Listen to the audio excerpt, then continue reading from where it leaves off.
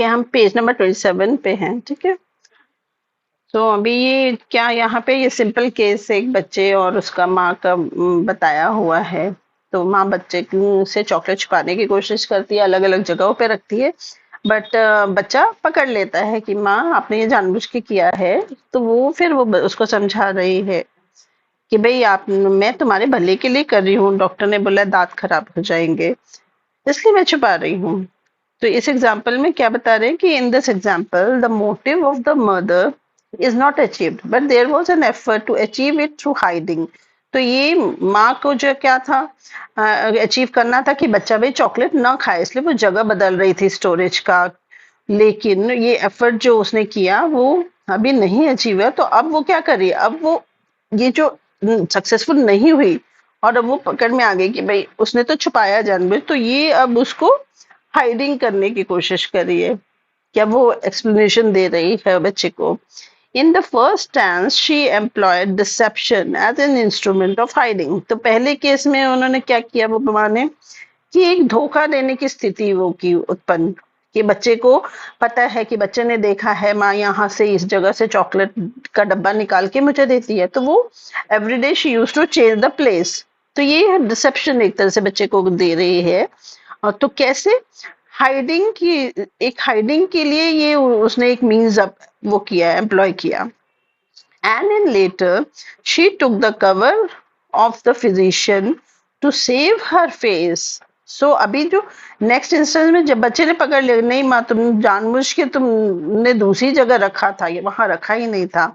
तो इस केस में जब उसे समझ में आता है कि बच्चे ने तो पकड़ लिया है, तो अब वो अपने आप को हाइड करने की कोशिश कर रही है, क्या बोल के, फिजिशियन का कवर लेके, कि फिजिशियन ने बोला है, तो वो अपना जो चेहरा बचा रही है इन द सेंस कि अब तो पकड़ में आ गए बच्चे के कि भाई आपके फिजिशियन ने बोला है चॉकलेट नहीं खाना है।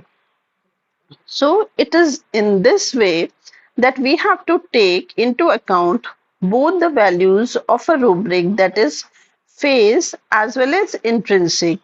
तो यहाँ पे जो बोले इस इंस्टेंस में हमको दोनों रूब्रिक्स की दोनों वैल्यू को देखना पड़ेगा। तो फेस जो वो पहले जो दूसरे केस में, दूसरा अंदर से भी वो हाइड करने की एक स्थिति हो रही है। एक तो फेस को अपना भाई पकड़ में आ गया, अब अपने को बचाना है। दूसरा क्या, वो सच में हाइड कर रही थी कि भाई बच्चा वो चॉकलेट ना ले, क्योंकि वो पता है उसको कि वो जरूरत से ज्यादा खा लेगा। So in this example, page number 28 है। In this example the motive of the mother is not achieved but there was an effort to achieve it through hiding. Sorry ये हो गया ना। The next supporting rubric is rest desire for. तो ये जो इतना hide hide वाला instance चल रहा है, इसमें जो सपोर्टिंग रूब्रिक है वो क्या, rest desire for. One should ask what is rest. हमें ये पूछना पड़ेगा कि रेस्ट मतलब क्या है। Rest means a break in a journey और activity which is strenuous and exhausting. तो क्या बोले कि रेस्ट मतलब क्या है, कोई एक जो यात्रा चल रही है या कोई काम चल रहा है उसमें एक रोक, जैसे रोक देना, ब्रेक कर देना उस चीज को। कैसा वो एक्टिविटी, वो जर्नी कैसा है, थकाने वाला है हमको, वैसा वाला जर्नी में एक ब्रेक लेना, तो वो रेस्ट कहलाएगा। Here the person is finding it difficult to continue with his problems. He feels that sometimes demands and cries, I do not mind the long treatment, but I simply need some break in it. A little sigh of relief. So अभी यहाँ क्या बोले कि यहाँ इस state में जो rest desire वाली जो स्थिति है, इसमें पर्सन जो क्या कहता है, वो जो भी उसकी जो तकलीफें चल रही हैं, प्रॉब्लम्स है, उसमें अब वो और कंटिन्यू करना बहुत उसको मुश्किल लग रहा है। तो उसे क्या महसूस हो रहा है कि वो डिमांड करने लगता है और एकदम चिल्लाने की स्थिति जैसी ही, कि मुझे ये लंबा ट्रीटमेंट से कोई ऐतराज नहीं है, लेकिन मुझे थोड़ा एक ब्रेक चाहिए इसमें, और एक उसमें एक रिलीफ का जो फील जो होता है वो बोलने में, वो उसको साय ऐसे देता है। For example, your patient says I am always in pains and told that is aggravation. Rest desire for I don't mind it. तो एग्जाम्पल पेशेंट क्या बोलेगा कि मैं हमेशा ही दर्द में रहता हूँ, और बोला जाता है कि वो एग्रवेशन है और मुझे उससे कोई प्रॉब्लम नहीं है। फिर laughingly she adds to hide her anxiety, what actually I want is a pause, a break, a sigh of relief, at least once in a blue moon to feel free from all the troubles. तो हंसते हुए यही patient क्या बन रहा है उसमें add कर दिया और अपनी एंजाइटी को छुपाते हुए कि एक्चुअली मुझे इसमें थोड़ा सा एक ब्रेक चाहिए, एक रोक चाहिए, एक मतलब एक रिलीफ, कभी तो मुझे एक आराम का स्थिति एक एक मोमेंट पे लगे, भले ही वो once in a blue moon हो, ताकि मुझे ये एहसास हो कि मैं तकलीफों से थोड़ा फ्री हूँ। तो the other rubric in the group is carrot desires to be fast. तो दूसरा जो आ जाता है रूब्रिक क्या आ जाता है, carried desires to be fast. तो इसका क्या बता रहे सर? सो हमने पहले देखा हाइट थिंग्स, फिर रेस्ट डिजायर फॉर, अब कैरेट डिजायर टू बी। तो what is carried? It is a state of lifting from the present place to the other place. This is now page number 29. तो ये जो carat मतलब क्या हो गया, वो स्थिति जब हम किसी चीज को, कुछ भी होता है, वो एक जगह से उठा के हम दूसरी जगह पे उसको रखते, तो ये हो गया carried. Who wants to be transported? तो ऐसा कौन ट्रांसपोर्ट होना चाहिए कि भाई उठा के बस एक जगह से दूसरी जगह रख दो? So he who feels that he is not capable of carrying his own burden or weight. तो कौन चाहेगा भी, कोई तो इधर से उठा के उधर रखो, वही जो कि अपना जो खुद का ही भार नहीं जो है उसको उठा के नहीं, खुद ही मूव नहीं कर पा रहा है उस स्थिति में, खुद का ही भार नहीं उठाने के सक्षम में। So why does he want to be transported? ठीक है, वो उठा नहीं पा रहा बर्डन, फिर लेकिन वो ट्रांसपोर्ट क्यों होना चाहता है, एक स्थिति से दूसरी स्थिति में क्यों जाना चाहता है? From where does he wants to be carried? वह कहाँ से उसको उठाना है? From his present situation, that is the present condition of ill health which is difficult for him to stay in. तो उसको किस स्थिति में से उठाने की बात हो रही है? वो स्थिति जो अभी वो तकलीफ दे स्थिति, बीमारी की स्थिति में है, जो उसकी प्रेजेंट सिचुएशन है, और वो उसके लिए बहुत मुश्किल का काम करे कि उसमें रहना, उस स्थिति में रहना उसके लिए बहुत मुश्किल हो रहा है। तो इस स्टेज से वो कैरी होना चाहता है, यहाँ से उसको ट्रांसपोर्ट होने की जरूरत लग रही है। Where should he be carried? तो कहाँ से उसको कैरी होना, वो तो अब वो उसको ले कहाँ जाना चाहिए हमको? तो ही doesn't want to know because he won't, because 1 minute, he doesn't want to know because he want to achieve the state of forgetfulness, let anyone carry him anywhere. तो अभी यहाँ क्या है, वो बंदा मतलब ये बेल का केस चल रहा है, बेल का डिस्क्रिप्शन, तो उसका कहते हैं कि उसको नहीं जानना है। क्यों? क्योंकि वो एक स्टेट जैसे सब कुछ भूल जाना चाहता है, तो वो स्टेट में रहना चाहता है। कोई भी उसको उठा लो भाई कहीं भी, बट इस स्थिति में से निकाल डालो, कहीं भी लेके रखो। So a frustrated poet imagines that he is standing on the seashore and tells a boatsman, I want to be deceived and away from the reality. I want to be carried, but I should not know that I am being carried and to where. तो एक जो poet जो होता है, poet बहुत उनके ख्याल थोड़े डिफरेंट होते हैं, तो वो फ्रस्ट्रेटेड, जो रियलिटी होती है उससे फ्रस्ट्रेट भी होते हैं। तो वो फ्रस्ट्रेटेड एक पोएट है, वो क्या इमेजिन कर रहा है कि वो एक सीशोर के किनारे खड़ा है और वहां वो बोट्समैन को बोल रहा है कि मैं धोखे में रहना चाहता हूँ। क्या मतलब किस में? वो रियलिटी से दूर, क्योंकि रियलिटी में तो तकलीफ है, तो रियलिटी से दूर रहना चाहता हूँ। मैं चाहता हूँ कि मुझे कोई कैरी करे और मुझे ये पता भी नहीं लगना चाहिए कि मुझे उठाया जा रहा है और मेरे को कहाँ ले जाया जा रहा है, ये भी मुझे नहीं पता लगना चाहिए। Take me wherever you like but without letting me even get an inkling that I am in the state of transportation.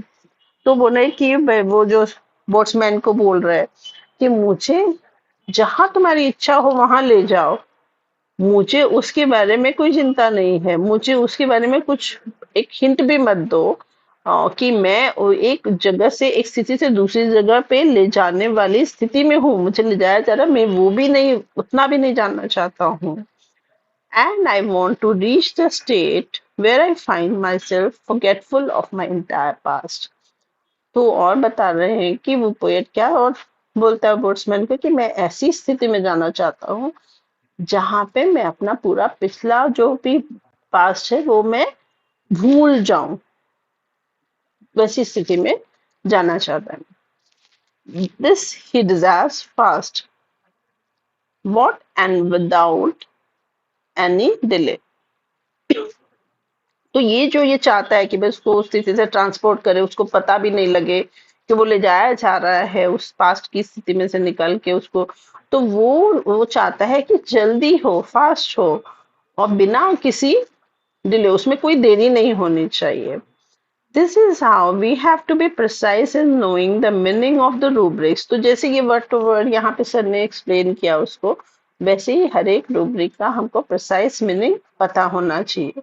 We have to reach their soul, the innermost essence, the innermost man. तो हमें क्या उसकी आत्मा तक पहुंचना है, rubrics का भी और इंसान के भी अगर हमको सोल तक पहुंचना है तो रूब्रिक्स का जो मीनिंग हमको अच्छे से होना चाहिए, उसका जो एसेंस है, क्या वो कन्वे करना चाह रहा है, तो वो तभी हम वो जो इनर मोस्ट मैन है उसकी फीलिंग तक भी इसको मैच कर पाएंगे. So but how does hiding can take place है. तो यहाँ पे इस स्थिति में जो हमने देखा ये कि एक जगह से दूसरी जगह ले जा रहे हैं कैरेट डिजायर में, इसमें हाइडिंग कैसे होगी. तो एस्टोनिशिंग, क्योंकि हम जान रहे हैं ये सारे रूब्रिक्स का जो कोर रूब्रिक है क्या, हाइड थिंग्स, इसी को सपोर्ट करते हुए सारे रूब्रिक्स जो बेलेडोना में होते हैं. तो हर रूब्रिक जब हमको मिल रहा है तो उसमें वो जो कोर रूब्रिक है उसका फीलिंग आना चाहिए.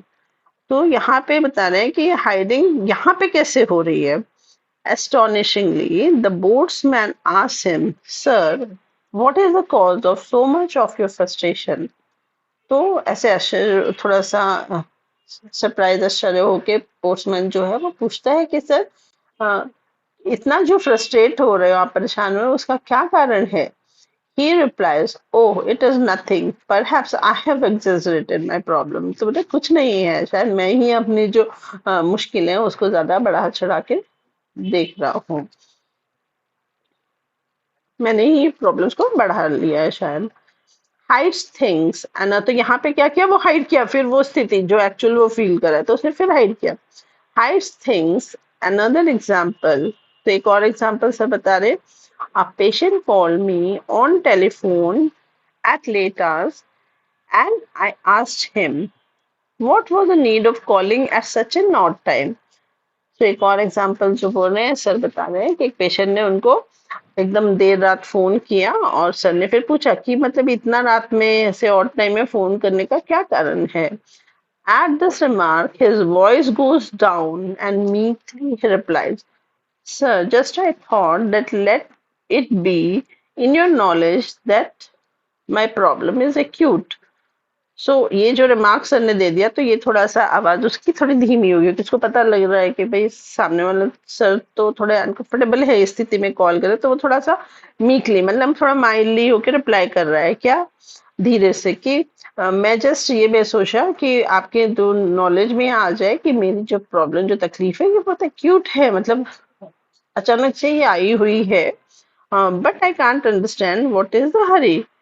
तो लेकिन मुझे समझ में नहीं आ रहा कि इसमें हरी का क्या बात है. जब सर ने पूछा कि भाई ठीक है क्यूट है नॉलेज में मेरा था, लेकिन इसमें हरी की जरूरत, जल्दबाजी करने की क्या जरूरत है. With a flattering voice he reply. तो अभी उस वॉइस में उस जो पेशेंट अभी बहुत धीरे धीमे से ऐसे आवाज में सर को बताया था, अभी वो थोड़ा सा फ्लैटरिंग वाली आवाज में बोला, yes sir there is no hurry, no hurry. तो मतलब हाँ सर इसमें तो कोई जल्दबाजी की जरूरत नहीं है, कुछ जल्दबाजी की जरूरत नहीं है. तो मतलब सर के हाँ में हाँ भी मिला रहा है. The tone and the style convey that he was hiding something. लेकिन ये जो उसका जो टोन था और जिस तरीके से उसने बोला, तो उसको कुछ तो बोलना था ये पता लग रहा है, लेकिन वो उसने वो हाइड कर दिया, कुछ तो हाइड कर रहा है उसके टोन से और बोलने के तरीके से समझ में आया. And then I put a straight question. Do you actually want attention that too immediately? The reply again came with a cover and a meek voice, he said. तो अभी सर को तो समझ में आया कि ये कुछ तो छुपा रहा है, उसे कुछ तो बताना था। सो वो सर ने स्ट्रेट सीधा क्वेश्चन पूछ दिया कि क्या तुमको सच में अभी कोई अटेंशन की जरूरत है, कि एकदम से कुछ जरूरी कुछ है क्या? तो फिर से उसने थोड़ी धीमी आवाज में छुपाते हुए ही उसने क्या बोला, sir I think everybody wants to be attended at once and my need is limited. तो सर हर कोई यही चाहता है कि उसकी जो तकलीफ है उसको एकदम से कोई उसको ध्यान दे उसको, और मेरी भी जरूरत थोड़ी सी लिमिटेड ही है, ऐसे नहीं कि बहुत ज्यादा कुछ है तकलीफ।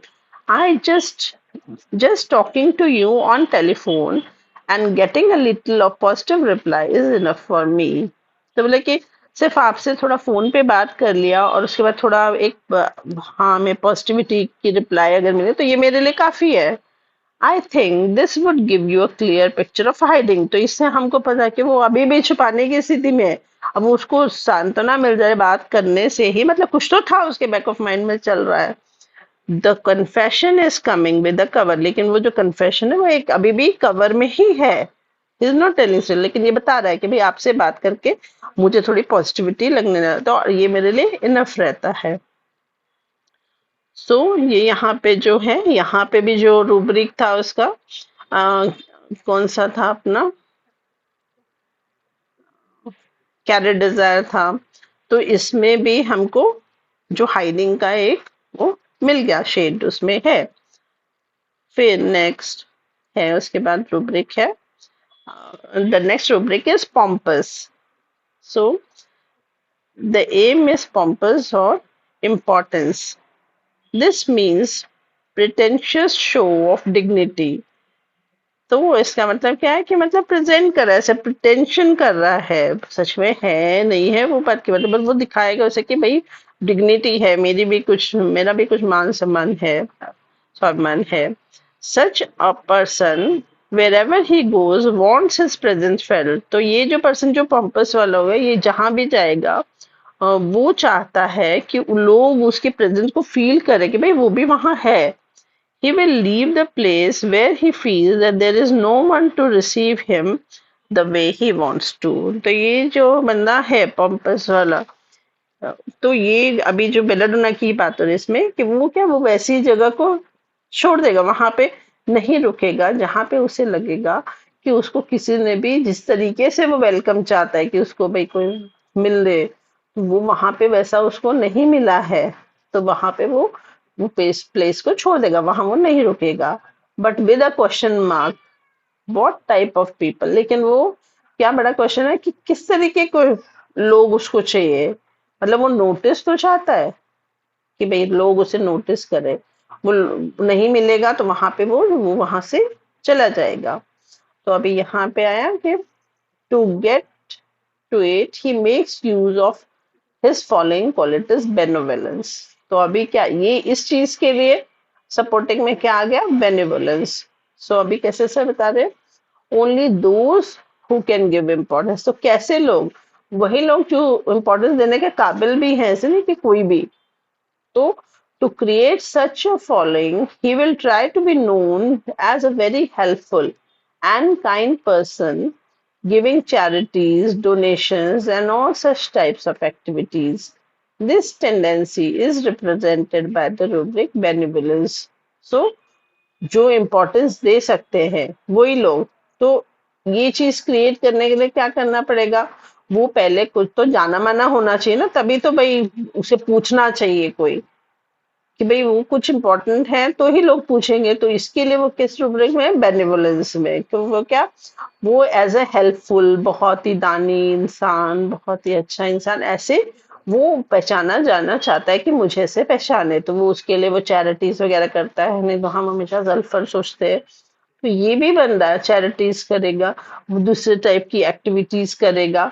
और ये जो टेंडेंसी है इसको हम बेनेवोलेंस में, क्योंकि इसको क्या है यहाँ पे रिटर्न में क्या चाहे कि भाई उसको लोग पहचाने एज अ उस टाइप का पर्सन कि भाई मैं भी हूँ, मैं भी यहाँ एग्जिस्ट कर रहा हूँ, पॉम्पस में है ये। फिर आगे बता रहे, magnetise desire to be fast mesmerism, amelioration. So the other way is to be useful to others. These people sometimes go out of their way to help others, losing almost everything they possess, even their health, just to remain in the center of activity, to get accredited, to be treated as a person without whom no function is complete. तो दूसरा वे एक तो बेनिवोलेंस वाला हो गया कि जिसके through वो अपने आप को यूजफुल प्रूव कर सकता है कि भाई मैं भी कुछ हूँ। फिर दूसरा तरीका और क्या है कि ये क्या करते हैं कुछ आउट ऑफ वे जाके कुछ तो और कुछ डिफरेंट ही कर जाते हैं। क्या करते हैं? हेल्प करने जाते हैं दूसरों को। किस स्थिति कितने हद तक सब कुछ ही वो लूज कर देते हैं जो भी उनके पास होता है, मतलब इस हद तक वो बेलिवरेंस के उसमें जाने की कोशिश करते हैं, मतलब कि उनका हेल्थ भी इवन किस लिए इसलिए करते हैं ताकि वो जो भी एक्टिविटी चल रही है उसका सेंटर रहे वो। मतलब वही अगेन पॉम्पस वाली चीज जो दिख रही है हमको, मैग्नेटाइज डिजायर वाली बात भी यहाँ आ जा रही कि अभी क्या वो सेंटर और एक्टिविटी क्यों बनना चाह रहे हैं, ताकि उसको कैसा पर्सन ट्रीट करे कि उसके बगैर ये जो फंक्शन चल रहा है ये कंप्लीट नहीं होगा। तो इसलिए वो जरूरत से ज्यादा जाके मतलब अपनी हेल्थ को भी इग्नोर करके मतलब नहीं होगा उससे ज्यादा ही कर लेंगे वहां। इवन कुछ है उनके पास कुछ खुद नहीं है बट वो देंगे इतना कि खुद कंगाल हो जाए। तो ये बस सेंटर ऑफ एक्टिविटी बनने के लिए बस ये प्रूव करना है भाई उनके बगैर ये फंक्शन तो पूरा होने वाला ही नहीं है।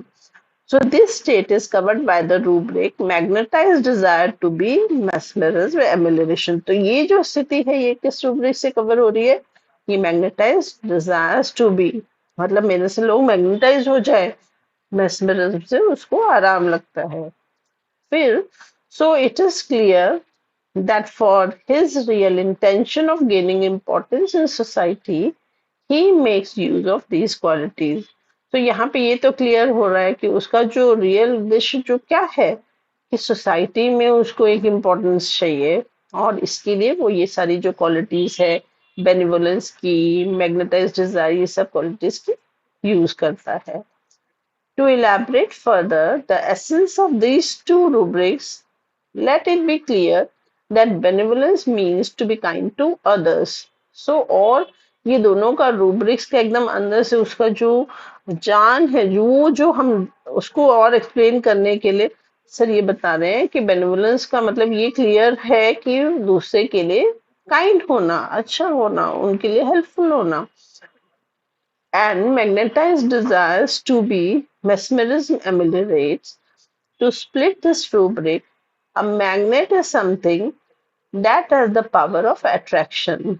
तो ये रूब्रिक को जो दूसरा सर ने लिया था magnetise desire to be mesmerism ameliorate, इसको तोड़ रहे हैं। तो मैग्नेट बता रहे हैं कि मैग्नेट क्या होता है कि ऐसी कोई चीज जिसमें अट्रैक्ट करने की, दूसरे को खींचने की शक्ति होती है। But the rubric is magnetise desires to be, लेकिन रूब्रिक क्या है कि magnetise desires to be means someone wants to acquire the qualities of the magnet. तो इसका मतलब क्या हो गया? मैग्नेटाइज डिजायर्स टू बी मतलब कि इसमें खुद में ये चाहता है कि मैग्नेट वाली क्वालिटी आ जाए, मतलब जैसे मैग्नेट खींचता है चीजों को वैसे ही ये लोगों को अपनी तरफ खींच पाए। तो ये मैग्नेट की क्वालिटीज एक्वायर करना चाहता है। That is of attracting others, और वो क्या क्वालिटी है? दूसरों को अपनी तरफ खींचने की। The full rubric is magnet, page number 31 now. The full rubric is magnetise desires to be mesmerism amelioration। mesmerism is the art of charming others। तो mesmerism मतलब क्या है? दूसरों को चार्म, अपने तरफ एकदम खींच लेना, सम्मोहित कर लेना, तो वो हो गया mesmerism। Literal meaning is the act of inducing an extraordinary state of nervous system in which the operator is supposed to control the action and thoughts of the subject। तो मेस्मरिज्म का जब अगर हम ऐसे मीनिंग देखना चाहेंगे तो वो स्थिति उत्पन्न कर देना जिसमें कि जो सामने वाला बंदा जिसपे वो मेस्मरिज्म का वो किया जा रहा है उसके नर्वस सिस्टम पे कंट्रोल इस तरीके से होगा कि उसके जो एक्शंस और थॉट्स को भी दूसरा इंसान अपने हिसाब से उसको चलाएगा, उसके एक्शंस और उसके जो भी थॉट्स है। तो ये mesmerism में आता है. That is, the person wants to be magnetized, मतलब that is attractive, or assume such qualities so that he is able to attract others or charm others. तो इसका मतलब ये हो गया कि ये जो पर्सन है इस रुब्रिक में जो है, जैसे अभी बेलेडोना की बात हो रही है, ये क्या चाहता है? मैग्नेटाइज होना, मतलब अट्रैक्टिव होना चाह रहा है. ठीक है. और क्या करना चाहता है, या फिर वो ऐसे उसमें गुण आ जाए जिससे वो लोगों को चार्म कर सके, अपनी तरफ खींच सके, या तो उसमें ऐसी क्वालिटीज आ जाए. फिर light desire for the real intention is to assume importance which gives delight. तो इस सब करने के पीछे एक्चुअल रीजन क्या हो जा रहा है उसका, कि इम्पोर्टेंस गेन कर लेना, और इम्पोर्टेंस से क्या उसको खुशी मिलने वाली है, ही is getting pleasant feeling rather. So for example, a lady feels her body requires rest and feels that she cannot attend a party her friends has fixed for the day's evening. तो example के तौर पे एक जो lady है उसको क्या महसूस होता है कि उसका जो शरीर है उसको अभी आराम की जरूरत है, और उसको लगता है कि जो उसके फ्रेंड ने कोई एक पार्टी रखी है एक फिक्स डेट को शाम में, वो उसको नहीं अटेंड कर पाएगी क्योंकि अब उसको रेस्ट की जरूरत है. फिर light desire for, but in spite of that she decides to take part by taking over the cooking of various dishes which only she knows how best to prepare, ultimately to listen everybody saying that it was possible only because of her, which will be a great delight for her. तो इसके बाद भी मतलब कि वो थकी हुई है, वो उसको लग रहा है कि वो नहीं जा सकती उस फंक्शन में, पर इसके बावजूद वो क्या डिसाइड करती है कि वो वहां चाय की पार्ट लेगी, और क्या करेगी, वो अलग अलग तरह के पकवान बनाएगी जो उसको पता है कि वो कैसे बहुत अच्छे से बनाए जा सकते हैं. और फिर वो क्या अल्टीमेटली क्या होगा कि हर कोई बोलेगा ये पॉसिबल तभी हुआ उसकी वजह से, और ये जब लोग बोलेंगे तो उसको बहुत खुशी की बात हो जाएगी, बहुत डिलाइटेड स्टेट में आएगी जब ऐसा कोई बोलेगा. Likewise, there are other needs and personal requirements in the form of the rubric like desire for. इसी तरह जो दूसरी जरूरतें होती हैं, पर्सनल रिक्वायरमेंट होती है, जो इस रूब्रिक के फॉर्म में लाइट डिजायर फॉर के इसमें आ गए, क्योंकि ये जो उसका था ये भी लाइट डिजायर में ही आया, ये स्थिति भी. तो सबका अपना अपना पर्सनल रिक्वायरमेंट के हिसाब से लाइट डिजायर का जो अंडरलाइन कारण होगा. For different interpretations of this rubric, please refer to ROH series 5. तो ROH series 5 को इसके रेफरेंस में देखा जा सकता है, जिसमें different interpretations दिए गए हैं. Here as the situation differs, the meaning of rubric shall also differ. तो इसी तरह जैसे जैसे स्थिति अलग होती जाएगी तो रूब्रिक जो है लाइट डिजायर फॉर, इसका मीनिंग भी चेंज होगा. इसलिए हम देखते हैं कभी हम हल्का होना लेते हैं, कभी रोशनी चाहिए, तो अलग अलग तरीके का वो इंटरप्रिटेशन है इसका. Here the meaning of light is not to allowing things to go deeper into the mind, and that is why the desire is to keep away from things that burden the mind. तो यहाँ रोशनी का meaning क्या हो गया कि कोई भी चीज जो है ज्यादा दिमाग के अंदर तक ना जाए, और इसीलिए वो चीजों से दूर रहने की कोशिश, ताकि उसके दिमाग पे बोझ ना बने. तो यहाँ लाइट हल्का वाला जो है वो इंटरप्रिटेशन आ गया. He does not want to bother about his problems even if they are big. तो वो अभी क्या, जो भी उसकी तकलीफें हैं उससे वो बॉदर परेशान नहीं होना चाहते हैं, भले ही वो कितनी भी बड़ी हो, बट इस स्थिति में वो उससे बॉदर नहीं होना चाहिए, होना चाहती है. If someone reminds him of his problem, he does not like it. और इस स्थिति में जब कोई उसको ये बताता है, अरे तेरे को तो ये प्रॉब्लम है, ये तकलीफ है, तो ये उसको पसंद नहीं आता है. मतलब वो लाइट रहना चाहता है बंदा, और हम उसको बताएं तो उसको वो पसंद नहीं आएगा. नेक्स्ट जो रूब्रिक इसको सपोर्ट करते हुए आ रहे हैं, decent mannerful. But he does not want to be rude also, लेकिन अभी उसको कोई बता रहा है भाई तेरी तकलीफ तो ऐसी है, तो और तू ऐसे इस तरीके से हल्के में ले रही है, तो उसको पसंद तो नहीं आ रहा, लेकिन वो दूसरों के साथ रूड नहीं होना चाहती है। ओके, तो so when someone is anxious about his affairs, or when he comes to know that others are feeling inconvenience because of him, he will change the stand and will simply pose as if he has no problem. तो अभी वो उनके साथ बहुत rude ऐसे बुरे तरीके से पेश नहीं आना चाहता है बेलेडोना। तो वो देखेगा कि जब कोई उसके बारे में बहुत चिंता कर रहा है, उसके जो भी चल रहा है, उसका जो स्थिति है बीमारी को लेके या कुछ भी हो सकता है, तो जब उसको पता लग रहा है कि दूसरों को असुविधा हो रही है उसकी वजह से, तो वो जो अपना जो रवैया है वो थोड़ा सा बदलेगा, और वो ऐसे दिखाने की कोशिश करे कि मतलब उसको कुछ तकलीफ नहीं है, like everything is okay. He will try to impress upon others that the problem is not as acute as is being made of to hide things.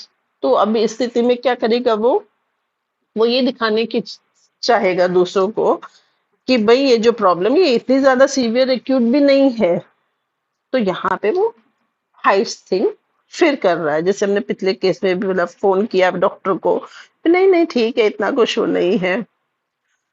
सो तो बिकॉज अभी क्यों ये करा यहाँ पे, because he tension on his own mind, this होगा light desires for, क्योंकि ये जो है ये जो स्थिति की भाई लोग भी चिंता करें, ये और ज्यादा उसके ही दिमाग पे और ज्यादा टेंशन दे देता है।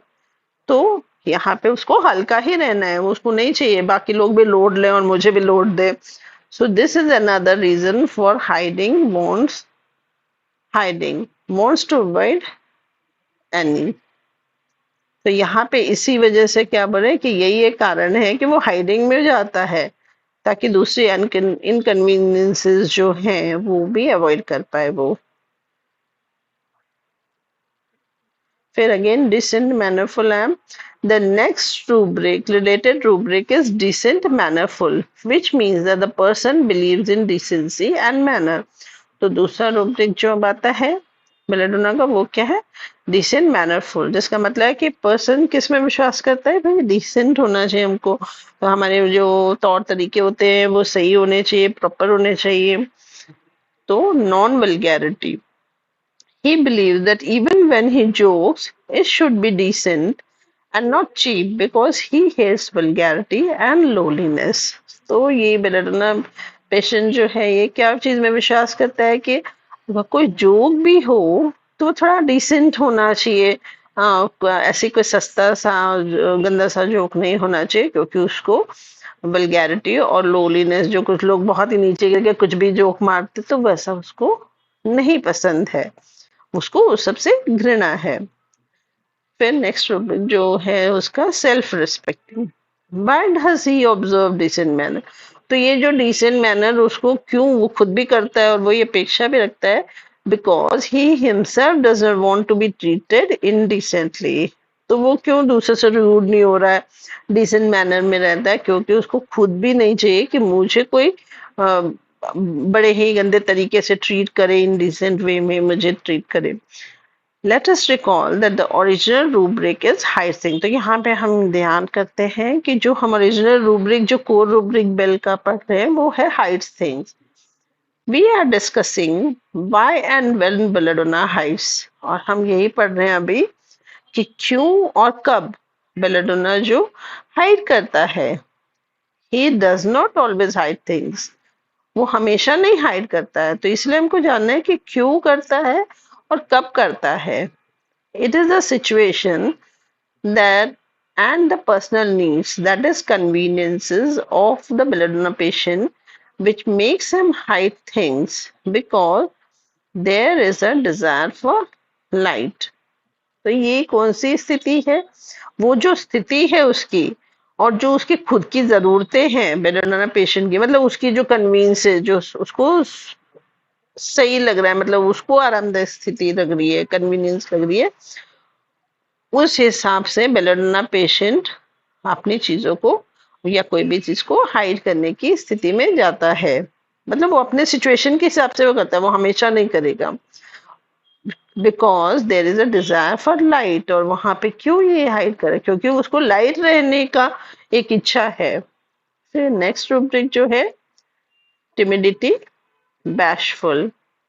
Another reason for Belladonna to hide things is that his timidity, that is, lack of courage to face the situation, which is bad in the sense that it is going to put him in a low position where he will have to lie low if something which he feels should not come to the knowledge of others get expose. तो दूसरा reason जो कारण होगा, एक तो हमने देखा कि वो लाइट रहना चाहता है, वो कोई लोड नहीं चाहता है, तो इसलिए वो हाइड कर रहा है। दूसरा रीजन जो बेलेडोना की जिस वजह से वो हाइड कर रहा है, वो उसके हिम्मत की कमी की वजह से, उसकी टिमिडिटी की वजह से, कि कोई जो अभी स्थिति है उसका मुकाबला करने की के लिए उसको वो करेज नहीं होता। मतलब कि जो कि अभी बैड स्थिति है, और वो उसको नीचे की एक स्थिति, मतलब वो उस स्थिति में बहुत अपने आप को कम आका जाएगा। तो वहां पे उसको लगता है कि ये चीज जो है वो दूसरे के नॉलेज में नहीं आनी चाहिए, ज्ञान में जहां वो कम पढ़ने वाला होगा, वो स्थिति में वो हाइड करेगा। तो क्यों? क्योंकि वहां पे फिर उसको एक्सपोज होने का डर है कि भाई भाई मैं कम हूं करके, और वो नहीं चाहता है, क्योंकि हमने देखा वो पॉम्पस और बाकी सब रूब्रिक्स हैं। तो फॉर एग्जाम्पल क्या बता रहे हैं, एग्जाम्पल दे रहे हैं कि certain ladies will like to talk about their pain in the abdomen and go on complaining they have the pain in the abdomen, but until last they will not like to divulge the real cause of the pain, which happens to be menstruation। तो क्या है कि कुछ जो ladies होती हैं वो दर्द के बारे में, कि पेट में दर्द होता है, बोलते जाएंगे, उसके बारे में बताते जाएंगे ऐसा दर्द, लेकिन लास्ट तक वो ये नहीं बताएंगे पेन का रियल कॉज, कि वो जो कॉज है वो मेंस्ट्रुएशन, मतलब उस समय होता है इसको। तो यहाँ पे भी हाइडिंग हमको दिख रही। फिर तो यहाँ पे क्या हो कि वो दर्द नहीं सह कर पा रही, ये हो जाएगा, क्योंकि वो तो नॉर्मल एक वो है, तो इसलिए भी वो जहां लो दिखने वाली होगी वो चीज वहां पे वो हाइड करेगी। Fear society of his position is indignation. तो likewise a patient will not like to complain about his suffering to others, which in his mind is not very big। तो उसी तरह एक मरीज जो है उसको अपनी जो तकलीफ है उसके बारे में शिकायत करना दूसरे से, वो उसको नहीं पसंद आएगा, और क्योंकि उसके दिमाग में पहले चला कि भाई ये कोई बड़ी प्रॉब्लम नहीं है। so that the people around may not form a poor opinion about him being a pretender। तो इसलिए जो लोग उसके आसपास है, और ताकि वो उसके बारे में कोई ऐसे छोटी राय ना बनाए कि भाई ये तो प्रिटेंड कर रहा है, तकलीफ नहीं है कुछ फिर भी, तो इसलिए वो नहीं वो बताता है, अपने कंप्लेन दूसरों को नहीं करता सफरिंग के बारे में। सो क्या है रूब्रिक जो है, fear society of his position in indignation. फिर next fear paralysis of. Paralysis means ceasing of normal functioning of any system. तो पैरालिसिस मतलब है कि जो नॉर्मल फंक्शनिंग किसी भी सिस्टम का होना चाहिए वो अभी रुक रहा है, और रुक गया है। तो suppose if a child is very fond of playing or a person is in much need of money, will hide his ailment, his sickness from the concerned persons for fear of not being allowed to continue his job। तो क्या बोल रहे हैं कि अगर कोई बच्चा है, उसको खेलने का बहुत शौक है, या कोई ऐसा इंसान है जिसको पैसे की बहुत जरूरी है, तो वो क्या करेगा, जो बच्चा होगा या जो ये बड़ा भी है, वो अपनी जो भी तकलीफ है उसको छुपाने की कोशिश करेगा। किससे? Concern person. जैसे अभी खेलने का है अगर, तो वो माँ से छुपाएगा, क्योंकि माँ उसकी कंसर्न पर्सन जो डिसाइड करेगी भाई बच्चा ये खेलना चाहिए नहीं खेलना चाहिए। या फिर दूसरा हो सकता है वो जो बॉस होगा, मतलब जिसके लिए वो काम कर रहा है, तो क्यों वो किस लिए वो कंसर्न पर्सन से छुपाएगा ये बात? For the fear of not being allowed to continue, मतलब वो जॉब अब को कंटिन्यू नहीं कर पाएगा, इसलिए वो यहाँ पे हाइड करेगा। Therefore, the person wants to be normal working order at any cost. तो किसी भी स्थिति में वो नॉर्मल प्रिटेंड करने की कोशिश करेगा। तो फियर पैरालिसिस मतलब कि उसका अभी तो वो काम ही रुक जाएगा, खेलने का, बच्चे का खेल नहीं पाएगा। और दूसरा जो है, बंदा जो जॉब कर रहा है वो जॉब कंटिन्यू नहीं कर पाएगा, और उसको तो पैसे की बहुत जरूरत है। यहाँ पे ये रूब्रिक लगेगा। फिर नेक्स्ट है attention desires. Some patient even if they have recovered from their sickness will not like to admit that he has been cured. कुछ ऐसे मरीज होते हैं जो क्या ठीक भी हो गए अपनी बीमारी से, फिर भी वो उस चीज को नहीं मानेंगे कि वही वो ठीक हो गए हैं। So that the attention which he is getting from the people around him should not cease to come. सो क्यों नहीं ये ठीक हो गए फिर भी नहीं ऐसा एडमिट करें कि मुझे अच्छा लग रहा है या मैं ठीक हूँ, क्योंकि लोग जो उसके आसपास के हैं वो अटेंशन जो मिल रहा है वो ना रुक जाए अभी, क्योंकि जब ठीक हो गया तो कोई अटेंशन नहीं देगा, तो वो ना रुके। तो इसलिए वो अपना जो है हाइड करता है सिकनेस का, कि भाई वो रिकवरी को भी हाइड करता है। तो अटेंशन डिजायर्स, फिर again hides things, and that is why he will keep on hiding his real position of health as long as possible. इसीलिए वो जो उसका जो हेल्थ को लेके भी अभी जो सही स्थिति जो है वो तब तक वो छुपाते रहेगा जितना लंबे तक पॉसिबल है उसके लिए। फिर नेक्स्ट हेडिंग है 34 पेज पे। तो यहाँ तक एवरीथिंग इज क्लियर, कोई और कुछ क्लैरिफिकेशन ऐड करना चाहते हैं तो वेलकम है आप लोग, और अदरवाइज फिर I continue further.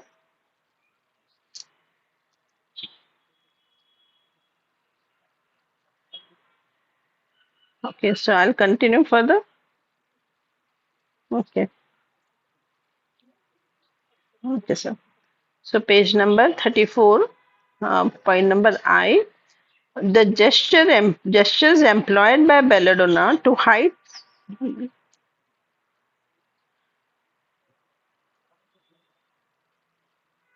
the gestures employed by belladonna to hide things are represented by the following rubrics. तो अब वो क्या हाव भाव यूज करता है बेलाडोना चीजों को छुपाने के लिए, तो ये नीचे जो रूब्रिक्स दिए उससे पता लगेगा।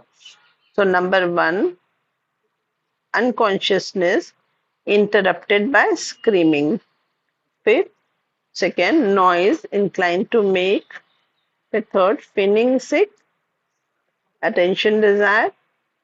Fourth, quarrelsome, anger without. Fifth, light desire for. Sixth, carry desire to be fast. Seven, laughing, speaking when. Eight, timidity, bashful. So, unconsciousness interrupted by screaming and noise inclined to make. The two rubrics when combined make a complete sense. ये दोनों को जब एक साथ लेंगे तो एक पूरा सेंस एक बनाएगा। So far we have been discussing the reason for hiding. तो अभी तक हम जो भी देखते हैं कि भाई क्या कारण है वो छुपाने का, तो वो हमने डिस्कस किया। Now we will discuss how he hides all the instruments which he employs to do the same. तो अभी हमने देख लिया कि when, कब और क्यों हाइड करता है। अभी हम देखें कैसे करता है, क्या क्या तरीके वो करता है, अपनाता है ये करने के लिए। This rubric is the first instrument used to hide the real intention. Here it will be important to know the real and meaning of the rubric as a whole.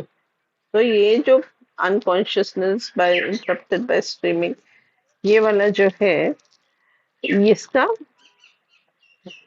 मतलब रियल इंटेंशन जो है hide करने का, ये ही उसका first काम करता है इस चीज को हाइड करने में। तो यहाँ पे इसका रियल मीनिंग हमको जानना जरूरी है। So unconsciousness means unawareness of the surrounding. तो अनकॉन्शियस मतलब कि हमारे आसपास का जो वातावरण है, जो सराउंडिंग, उसके प्रति अनअवेयर रहना मतलब अवेयर नहीं है कि भाई क्या चल रहा है आसपास। तो बोल सकते हैं एक तरह से अचेतन है, उसको पता नहीं है आसपास क्या है। इंटरप्टेड मीन्स ब्रोकन इन, इंटरप्टेड मीन्स कोई चीज रुक गई है, टूट गई है बीच से। बाय मीन्स कॉज, बाय का मतलब होगा कॉज, उसके द्वारा हो रहा। Screaming means a loud sound that is unpleasant two years. तो स्क्रीमिंग का मतलब है एक जोर का आवाज जो कि कानों को अच्छी नहीं लगने वाली आवाज होगी।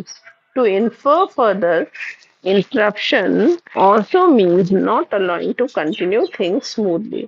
और इंटरप्शन का भी जो मतलब है वही है कि भाई सही से कोई चीज कंटिन्यू आगे चले वो ना होने देना, तो वो भी इंटरप्शन है। For example a state of total calmness is prevailing. तो मैंने एग्जाम्पल है कि एकदम प्योर पीस शांति की अवस्था चल रही है। It is broken by a sudden unpleasant sound. तो एकदम से अचानक से कोई बहुत ही जोर की कुछ आवाज आई। So this breaks this breaks remains for a moment and despair. तो ये एकदम से कोई अचानक से जोर की कुछ आवाज आई तो वो जो कामनेस की स्थिति थी वो थोड़े समय के लिए ब्रेक आ गया उसमें। एंड डिस्टर्बेंस, और उसके बाद वो आवाज भी गई, फिर वो स्टेट भी गया, जो डिस्टर्बेंस का जो स्टेट था। The person in general remains unconscious about his problems regarding which he is required to be serious. तो यहाँ क्या बता रहे सर कि ये जो इंसान है वो एक आमतौर से क्या बोल सकते हैं कि वो अनकॉन्शियस वाली स्थिति में रह रहा है। किस रिगार्ड में? अपनी जो तकलीफ, जो डिफिकल्टीज है, प्रॉब्लम है, उसके रिगार्ड में, जो कि वो एक्चुअली में सीरियस, उसके प्रति सीरियस होना जरूरी है। तो उस स्टेट के प्रति वो अनकॉन्शियस अपने को रखना है। And on certain rare occasions, a reminder in one form or the other passes through his mind. So कोई तो एकदम इक्के दुक्के ओकेजन में कोई ऐसे एकदम से वो उसके दिमाग में कोई विचार आएगा जिससे कि वो थोड़ा सा इसका रिमाइंडर कि भाई तेरी जो तकलीफ है ये थोड़ी सीरियस काइंड है। Oh, how serious is my disease and now badly I am neglecting it. So ऐसे दिमाग में उसके विचार है कि भाई मेरी बीमारी कितनी सीरियस है और मैं कैसे उसको नजरअंदाज कर रहा हूँ, अनदेखा कर रहा हूँ। और it could also be that a particular business affair is very important and a feeling comes, I should pay attention to it, but I'm not doing so। तो या फिर ये भी हो सकता है कि कोई एक बिजनेस है, किसी का काम है और बहुत ही जरूरी है, और उसमें ये भावना आ जाती है क्या कि मुझे इसको तो ध्यान देना चाहिए और मैं इसको नहीं ध्यान दे रहा हूँ। It may also be about certain danger, and this state can be described well by quoting the example of a pond full of water which is quite calm and clear on the surface, but occasionally some bubbles arise from its bottom, coming to the surface and vanishing। सो ये कैसा हो जाएगा कि कोई कोई खतरा है, और ये जो स्थिति है इसको कैसे डिस्क्राइब कर रहे हैं, एक एग्जांपल दे रहे हैं कि एक जो तालाब है वो पानी से भरा हुआ है जो एकदम शांत है, ऊपर से एकदम शांत दे रहा है सरफेस पे, लेकिन बीच बीच में से नीचे से कोई बबल आ जा रहा है, सरफेस पे आ रहा है और फिर वो खत्म हो जाए। हम देखते हैं ऐसा कभी कभी स्थिति। तो ऐसा, इससे क्या पता लग रहा है कि अंदर में तो गीली कोई जमीन है जहां पे एयर ऑक्यूपाई हुआ, वहां से फिर वो निकल रहा है bubble। So the apparent meaning of this rubric is that the man is lying in a state of unconsciousness and streams in between। तो इसका जो हम जो अभी जो हमको जो इसका मीनिंग अपेयर हो रहा है कि क्या हो सकता है कि जो बंदा है ये बेलेडोना का, वो अनकॉन्शियसनेस की स्थिति में है और बीच बीच में चिल्ला दे रहा है। मतलब क्या हो गया कि वो अपनी बीमारी को लेके अनकॉन्शियस, नॉट बॉदर, लेकिन एकदम से कोई थॉट आ जाता है कि भाई बीमारी तो सीरियस काइंड है, तो वो स्क्रीम की तरह से ले रहे हैं। But here we are talking as to how this rubric is employed and as an instrument of hiding. तो यहाँ पे हम, क्योंकि ये रूब्रिक सब सपोर्टिंग रूब्रिक है, को रूब्रिक हाइड थिंग्स से, तो यहाँ पे हम बोले कि ये कैसे हाइडिंग में कैसे है, क्या कारण है। Actually, it is supported by another rubric, noise inclined to me। तो ये दूसरा रूब्रिक किससे इसको सपोर्ट मिला हुआ है, जो नॉइस इंक्लाइन टू मेक जो बेलेडोना में है, उससे सपोर्टेड ये रूब्रिक है। सो नॉइस इंक्लाइन टू मेक, इसको हम देखेंगे कि कैसे ये इसको सपोर्ट कर रहा है। In reality belladonna needs screaming because it gives relief provided it is with a style which is peculiar to it, so we can call it rhythmic. So reality में जो देखेंगे कि बेलाडोना को ये जो स्क्रीमिंग वो बीच बीच में जैसे वो बबल की तरह से शांत है पूरा आराम किसी का, बीच में ही वो थोड़ा बेचैन हो जा रहा है, तो वो है स्क्रीमिंग की स्थिति और उसको वो जरूरत है। क्यों? क्योंकि उससे वो आराम महसूस करता है, लेकिन वही कभी क्यों, वो जो स्टाइल में उसको चाहिए, ये जो आ रहा है स्क्रीमिंग एकदम से वो अवेयर हो जा रहा है अपनी तकलीफ को लेके, ये रिदम में होना चाहिए। मतलब इसमें भी एक बोले आरामी की स्थिति, क्योंकि कोई चीज रिदमिक होती है तो ही आराम देता है, तो ये स्थिति में भी उसको रिदम चाहिए। तो कैसे और सर एक्सप्लेन करें? Screams that takes a pause and keep repeating this process. तो ये कैसा स्क्रीमिंग है, कैसे चिल्लाना कि एक पॉज लेगा, आएगा, रुकेगा और ये चलता रहेगा, ये रिपीट होता रहेगा process. And that is why it seems that the elements of belladonna aggravate eight intervals. तो इसीलिए हम ऐसे देखें कि भाई बेलाडोना की जो प्रॉब्लम्स आती हैं वो इंटरवल्स पे बढ़ती हैं।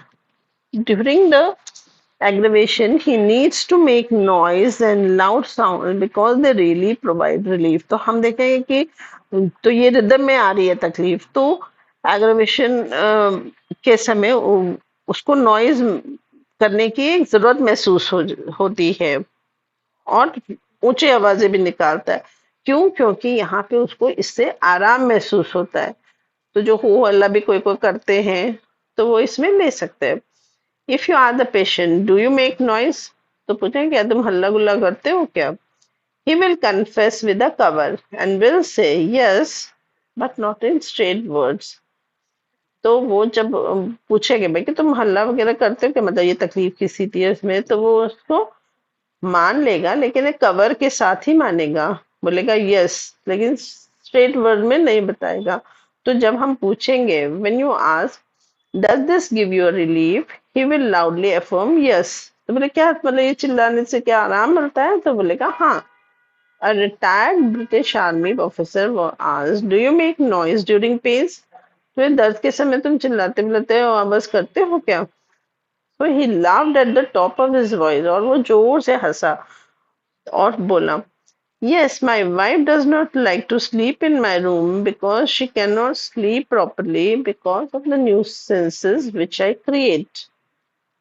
तो यहाँ पे वो और क्या ऐड किया कि मेरी वाइफ जो है वो मेरे साथ सोना पसंद नहीं करती है सेम रूम में, क्योंकि वो सो नहीं पाती properly.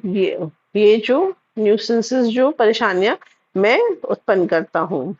Here he really seems to be delighted to find that you have really understood his problem. तो क्योंकि वो हंस के बोल रहा है एकदम और ये एक्सेप्ट कर रहा है कि वाइफ भी सोना नहीं चाहती, तो यहाँ पे वो तो बहुत हैप्पी एक तरह से हो गया है कि ये सोचकर कि भाई डॉक्टर एज अ डॉक्टर ये प्रॉब्लम को हमने उसकी समझ ली है। One side of the coin is the need to scream, but there is another side which is represented by rubric feeling sick.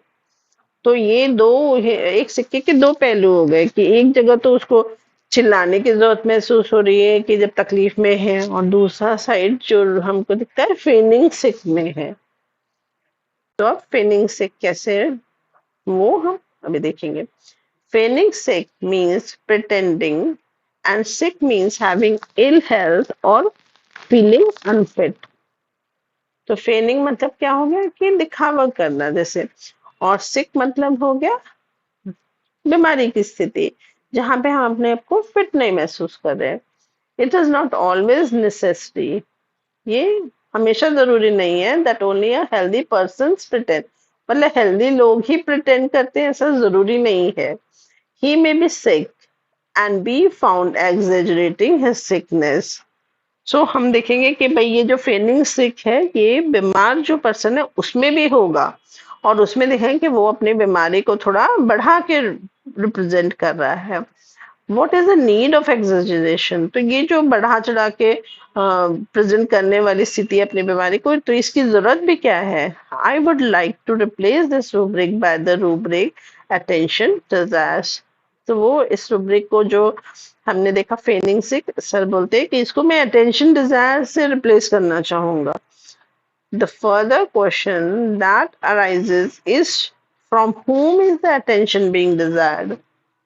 तभी बोले कि आगे और क्वेश्चन जब हमारे दिमाग में आएगा कि भाई ये अटेंशन जो द फीलिंग से कर रहा है और अटेंशन डिजायर के लिए कर रहा है, तो ये किससे अटेंशन इसको चाहिए, किससे चाहे इसको अटेंशन की?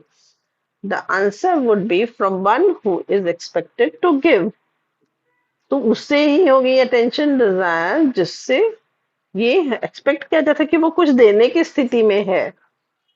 For example, a housewife is a belladonna patient.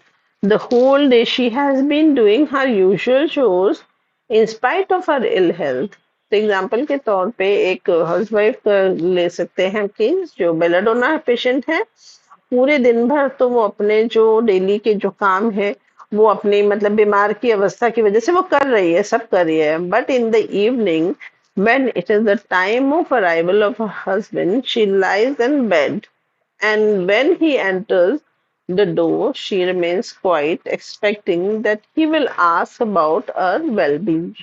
तो वो दिन भर तो पूरा काम कर रही है वो बीमारी अवस्था में बेबी, लेकिन जब देखती है कि शाम हो गई, जब उसके हस्बैंड का आने का टाइम हुआ है, तो वो बेड पे लेट जाती है। और जब वो डोर पे जब वो आता है तो वो बहुत चुपचाप रहती है और ये एक्सपेक्ट करती है कि भाई उसकी हालचाल वो वाइफ का हालचाल वो हस्बैंड पूछेगा। But somehow it so happens that she does not attract his attention। लेकिन ऐसा हो जाता है कि वो फिर भी हस्बैंड नहीं उसको पूछने गया उसका तबीयत वगैरह को। The husband gets occupied in something, वो किसी और काम में बिजी हो गया। Here something has gone against her wishes which she badly misses। लेकिन यहाँ पे उसकी चाह क्या थी, पे हस्बैंड आए उसको अटेंशन दे, उसका हालचाल पूछे, तो अभी उसकी जो विश थी उसके अगेंस्ट हो गया और अब ये इसको मिस करे इस चीज को। तो नेक्स्ट रुब्रिक जो इसको सपोर्ट किया, unconsciousness interrupted by screaming noise inclined to make. Now she will break her silence at intervals and initially may produce the sound at a low volume।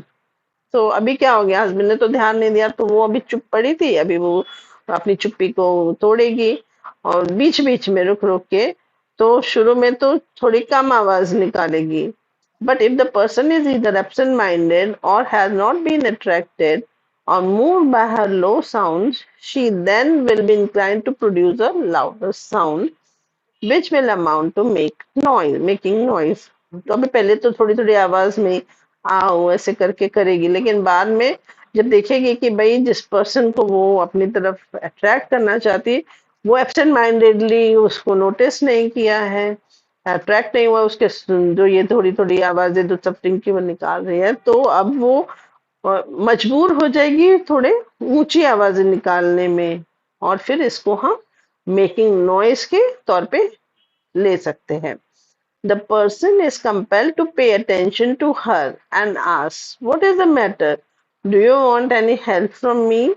तो अभी जो बंदा है अभी इतना जोर का बजा तो वो मजबूर हो जाएगा उसको ध्यान देने को, और वो पूछेगा कि भाई क्या बात है, तुमको किसी तरह की मदद चाहिए क्या? She says yes a little bit, if you have time to press my head और लेग्स एक्सेट्रा। तो हाँ, थोड़ा सा मुझे चाहिए कि अगर तुमको टाइम है तो मेरा सर या मेरा पैर दबा दो। quarrelsome anger without। There is another rubric, quarrelsome anger without। Perhaps you may not find any such word in the dictionary that shows that the word quarrelsome has no association with the anger or agitation। तो ये जो rubric है quarrelsome anger without, तो हम देखेंगे कि dictionary में जब देखेंगे तो कोई भी ऐसा वर्ड नहीं मिलेगा जो ये बताएगा कि भाई quarrelsome है और उसमें गुस्सा ना हो या गुस्से की भावना स्टेज ना हो। तो quarrelsome means one who disagrees और आर्ग्यूज। तो quarrelsome का मतलब ये होता है भाई जो सहमत ना हो, जो बहस करता हो। It is a note of dissent, ये एक मतलब कि ना एग्री होने वाला, मतलब यहाँ पे एग्रीमेंट नहीं है, थोड़ा तो पहले ही वो एंगर वाली स्थिति दिखती है, ना खुश वाली स्थिति. So noise incline to make. Your patient comes and tells you in a colloquial language with a loud voice, Sir, I have come to fight you. You cure others, but not me. तो colloquial का मतलब क्या होता है? Friendly. आई think सो वैसा ही कोई देख के बता देगा तो बेटर है, otherwise we can conclude that way कि एक पेशेंट आया और बता रहा है थोड़े जोर की आवाज में कि सर मैं आपसे झगड़ा करने आए हूँ. होते हैं ना कोई पेशेंट ऐसे बोलते हैं, तुम आप दूसरे को तो इलाज कर रहे हो बट मेरे को नहीं ठीक कर पा रहे हो. So attention desires feigning sick. So इसका it means you are not paying proper attention to me. तो इसका मतलब है कि आप मेरे को सही ध्यान नहीं दे रहे हैं. Again a question, what is the need to quarrel, perhaps because there is a desire for light. तो फिर क्वेश्चन आता है कि भाई यहाँ पे वो तो ट्रीटमेंट ले ही रही है, फिर उसको यहाँ झगड़ा करने की क्या जरूरत पड़ गई. तो ये इसलिए हो सकता है शायद कि उसको लाइट की डिजायर है. तो लाइट डिजायर रूब्रिक यहाँ आ गया. फिर carrier desire to be fast and carrier desires to be fast, the rubric which we have already carried, मतलब जल्दी से उसका ठीक हो जाना चाहिए उसको लग रहा है, तो ये दो rubrics उसके साथ आ जाते हैं. फिर hides things. These are being asked under the cover of quarrel. तो लेकिन उसने सीधे सीधे नहीं बताया कि आप मुझे जल्दी ठीक कर दो, आ, या मुझे बहुत ध्यान नहीं दे रहे हो. तो ये वो डायरेक्ट नहीं बोल रही है मैं झगड़ने आई हूँ आपसे. तो यहाँ अगेन वो जो अपना रियल इंटेंशन जो है कि भाई मुझे ठीक करो, मैं ठीक होना चाहती हूँ, तो यहाँ पे हाइस्टिंग फिर यहाँ पे लग जाएगा ये रूब्रिक. तो laughing speaking when and another instrument of hiding is the rubric laughing speaking when. The literal meaning of laughing is a state of expressing emotions like mirth, pleasure, derision, or nervousness with an audible vocal expulsion of the air from the lungs, which can range from a loud burst of sound to chuckles. तो दूसरा एक और जो तरीका होता है hide करने का वो क्या है? Laughing speaking when. So literal meaning जो देखेंगे तो लाफिंग होता है इमोशंस जैसे कि खुशहाली जो या नर्वसनेस की स्थिति को रिप्रेजेंट करना. एक ऑडिबल वोकल एक्सप्रेशन मतलब कि हवा छोड़ के, मतलब बोले हंस के ऐसे. तो उसमें हम ये कब यूज करते हैं? बहुत खुशी की स्थिति जाहिर करने के लिए, या नर्वसनेस के इसमें भी ये होता है. So, to speak is to communicate orally. तो speak मतलब हो गया कि मुंह से बोल के किसी बात को बताना, किसी को कन्वे करना कुछ. And the word when means at the time of, मतलब उस वक्त पे. So the interpretation is laughing at the time of communicating orally. मतलब जब वो, इसका मतलब क्या हो गया? laughing speaking when मतलब कि जब वो कुछ बताने, मुंह से बताने की कोशिश करिए और तब हंसना उस वक्त में. Apparently, what is expected of this rubric is that a person laughs spontaneously while communicating. तो इसका अपने देख के ये मीनिंग क्या इससे समझ में आता है कि इसमें जो बंदा है वो अपने आप से एकदम से हंसता है बात करते वक्त, कुछ बताने वक्त. Sometimes without being aware of it. तो बहुत टाइम कभी देखेंगे कि वो खुद ही अवेयर नहीं होता कि वो हंस रहा है. For example, a patient was asked why he was laughing. In reply, he said, No, I'm not laughing. When did I laugh? तो एग्जाम्पल के तौर पे कैसे पता लगे कि वो भी अवेयर नहीं है कि वो हंस रहा है. तो जब पेशेंट को पूछेंगे कि भाई क्यों हंस रहे हो तुम, तो वो पूछेगा नहीं मैं तो नहीं हंस रहा हूँ, कब मैं हंसा. It means either the person was concealing something or he was not aware of it. तो इसका दो मीनिंग होता है, या तो वो जिस बात पे हंसा वो छुपा रहा है, या फिर वो सच में वो अवेयर ही नहीं था कि वो हंस रहा है. But in case of belladonna it is typical laugh. तो बेलाडोना के केस में वो एक हंसी होती है, टिपिकल, वो हंसी रहा होता है उस वक्त. He will speak only one word, stop and look at you while laughing, as expecting you to understand him with minimum of information, without asking to divulge everything by keeping nothing behind. तो वो क्या करेगा belladonna, एक शब्द बोलेगा, रुकेगा और फिर हमारी तरफ देखेगा हंसते हुए। तो और वो उस समय क्या एक्सपेक्ट कर रहा होगा कि भाई हम उसको समझ जाए, ये इतना थोड़ा सा जो इंफॉर्मेशन दे इससे ही हमको समझ जाना चाहिए, बिना उसको वो सब कुछ बताए हमको। हाँ, मतलब कि वो कुछ नहीं छुपा रहा है, फिर भी हमको वो उतना सा जो बताया है उसमें ही सब समझ जाना चाहिए, इसलिए वो हंस के फिर हमारी तरफ देखेगा पॉज लेके। So next जो rubric है timidity, bashful.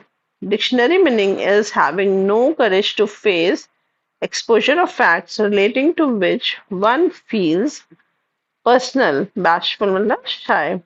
तो इसका डिक्शनरी मीनिंग है कि कोई हिम्मत ना होना, कोई फैक्ट, कोई तथ्य सामने आ जाए जिसके बीच में, जिसको लेके मतलब वो लगता है वो कुछ पर्सनल है चीज, तो वहां पे उसको कोई करेज ना होना उस सिचुएशन को फेस कर पाना।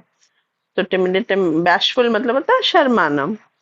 सो in an example, he looks at you to know whether you have understood his message, and in response to your repeated questions, he keeps the same behavior as if he is a hard nut to crack.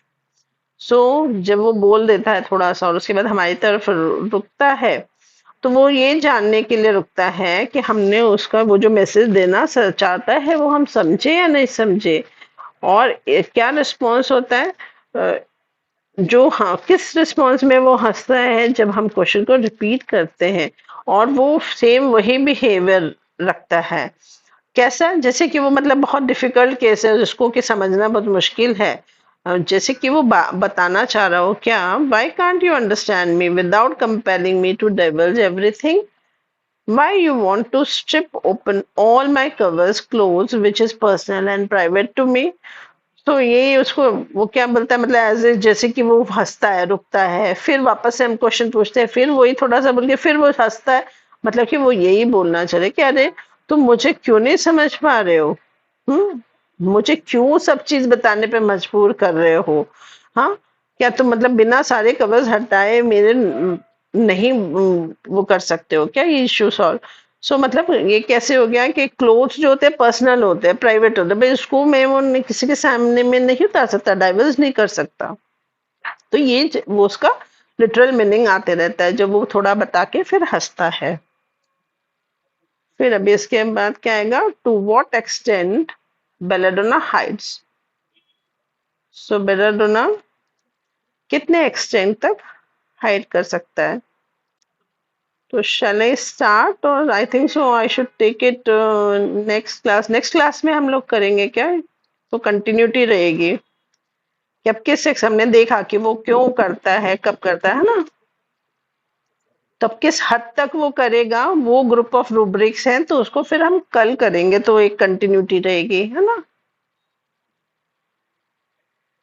आप लोग जैसा बताएं, अभी है 45 minutes, but I don't think 45 minutes में वो हो जाएगा।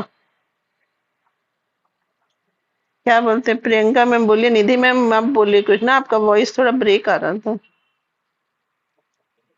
Anupama ma'am, sir. हाँ, नेक्स्ट टाइम ही कर लेते हैं, बेटर है।